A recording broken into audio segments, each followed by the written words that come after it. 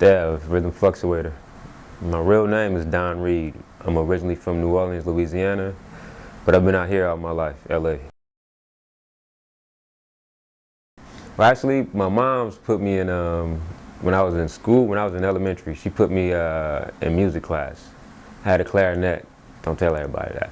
But I had a clarinet, and you know, my uncles and my cousins and stuff, much older than me, they used to play like guitars and drums. So every time I went to my auntie house, which was a favorite place to go, you know, because it's always music. Every weekend it's a barbecue or, you know, fish fry or something. And just hearing them, you know, play and stuff was what really got me into, made me feel like what I was doing was cool, you know, at school, I guess. Actually, TLC, I was young, and I had my boombox back then, and I had a Michael Jackson cassette deck, right? So I'm playing TLC on the cassette, and well, just playing this album in general. Then I turn on the radio, and I'm going by one of my friends, and we, you know, listening to the music, and his song was on the radio. So I jumped and I sped up, you know, I found the same song on the cassette, and start playing them and switching it back and forth. And you know, that was my first experience, was like, oh, I'm DJing or mixing. You know, I felt like I was doing what, you know, what you used to see back in the days and stuff. But after that, I just started grabbing, you know, little rinky-dink turntables, you know, little machines, listening to all the hip hop I could listen to back then. You know, we had like, you know, Planet Rock and all that stuff back then, Africa Bambaataa. And that's, you know, what really got me into it. Really, man, the first thing I did, man, was I used to live in this house. It was this particular room I lived in, or you know, my room was just four walls, no windows. So once I, you know, got my little turntables and everything together, I used to just sit in there and practice and practice and practice. I would go out and, you know, like play tapes and stuff to my sisters or my brother's girlfriend or somebody, you know, like that, and see what they think about it. And once they started liking it, you know, I played a couple of events at, you know, with them and doing parties for them, and after that, you know, wound up doing a couple of high school events, and the rest was history from there. Once I really learned how to DJ, blending beats together. So, you know, it's like I take a beat from here, take a beat from there, and you know, I like this record, I found his instrumental, find his instrumental, and make my own versions of them. And then we started using like cassette decks, 2 cassette decks and 2 turntables, and you take a part of a record from here, and you do it, keep doing it, keep playing it, pop the cassette out, pop the next cassette in, and keep doing it. And once I got good at that, I was like, well, you know, I want to try to make beats. And me and Wonder, you know, we got together a little later after that, and start trying to find drum machines, and just coming across people that was into the music that had like old Linn drums and, you know, 8-track cassette decks, and I mean, no, not 8 tracks, but you know, the 8 tracks with a cassette, you know, to record on. That was, we started off with a 4-track. This Jamaican guy I knew back in the day, he had a whole 4-track Tascam. He didn't want it no more. He sold it to us for like $100 or something like that. That was my first tape machine. Through my brother's girlfriend, and then his brother, her sister was dating Wonder's brother, and they would always be at all these events, and they'd be like telling me about him and telling him about me, and they're like, all right, y'all got to get together because you do this and he do that, and you know, finally we got together, and it was actually me, him, and Manslaughter. You know, once me and Wonder got together and started doing stuff, he told me about Manslaughter, and then Manslaughter, we all went down to Manslaughter's house. And we used to just, you know, be working on stuff and DJing and mixing down there, and you know, start thinking of names and trying to figure out what we was gonna do, and you know, all right, you do this, you better at that.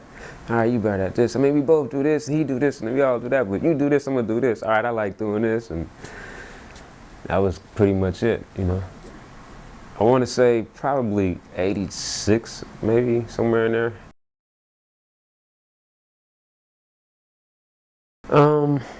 Man, actually, we were doing, like I said, we would go to Manslaughter's house. You know, we were all DJs. We all loved DJing, had all the records and stuff. So we just started working on our skills there, and really what got us over to the rest of the stuff was the DJing skills. DJing with like Jam and Gemini and, you know, a couple other big DJs at the time out here with the mix masters and stuff like that. General Lee, you know, Ultra Wave and all these people. And then once they heard that we was doing music too, you know, you tell them about your music, and then they connected us with one of my guys named Sean, right? Sean hooked us up with, told Def Jef about it, Def Jef about us. And then, you know, Jeff was like, you know, let us check you out. We hooked up with Jeff, and Jeff and Sean them got us over to DJ P, which was Paul Stewart and Matt Robb. You know, Matt Robb was Peace Posse, and, you know, Paul Stewart, you know, DJ P, you know, P is P.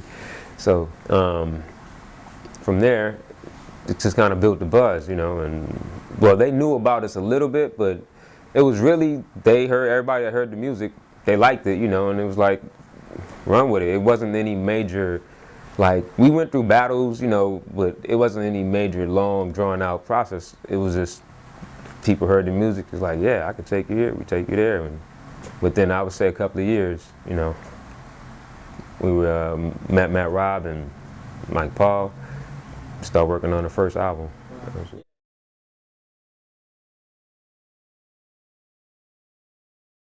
Ah, man, 4th and Broadway was Peace Posse, Matt Robb. And what happened is,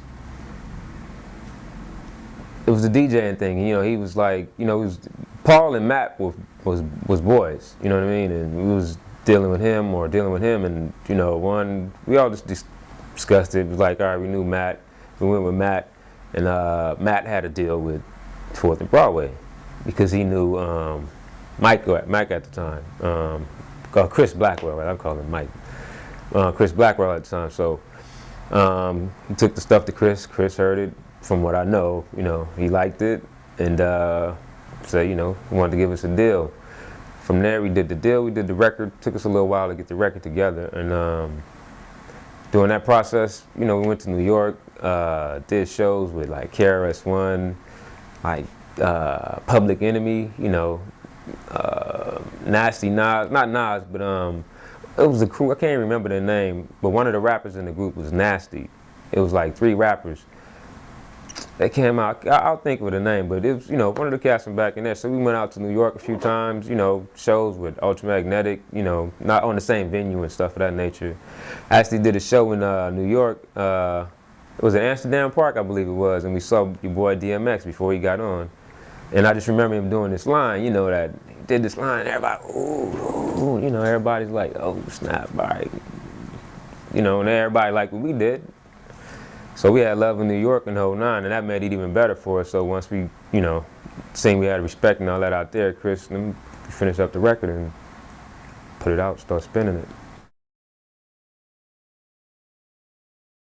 I would say, really, it's my upbringing from the South. You know, we always listen to music. I mean, like, you would hear the craziest, you know, from the way out, most way out, only heard in the South music, to, you know, your mainstream Maze, Frankie Beverly, all of them, you know, a little bit of JB and all that stuff. But then when I moved out here, I hear a lot of Parliament, Zap, you know, it was a lot of funk. We heard a little bit of funk in New Orleans, but it was more when I came out here. And then my music that I loved, just when I was old enough to gravitate to my own music, was, you know, East Coast music, hip hop. And at the time, we had, you know, the West Coast had a bad rap. Like, it was, oh man, y'all only do this, y'all can only do that. And I'm like, man, I don't get down like that. I ain't got nothing against it. We can do that, but that's not what I do. So when we started working on the music, I didn't want to sound, I wasn't going out to sound different. I was just going out to try to sound like, you know, my interpretation of the music. I guess that's the, so really it was just my interpretation of hip hop from a West Coast point of view with a Southern upbringing, you know, and a love for East Coast music, you know. So when I played the sample, for some reason, when I would play a sample and the regular, you know, I guess producer would hear it like this, then I heard it more, I would listen to it instead of the kick and the snare or something, I would hear the horns or the strings or something, and they were doing this, so I would sample that, and I would take my sample point from there rather than the kick or the snare, and I would figure out a way how to get rid of the kick and the snare so I could use that section of the music the way I wanted to use it, I guess, if that makes sense. Peace.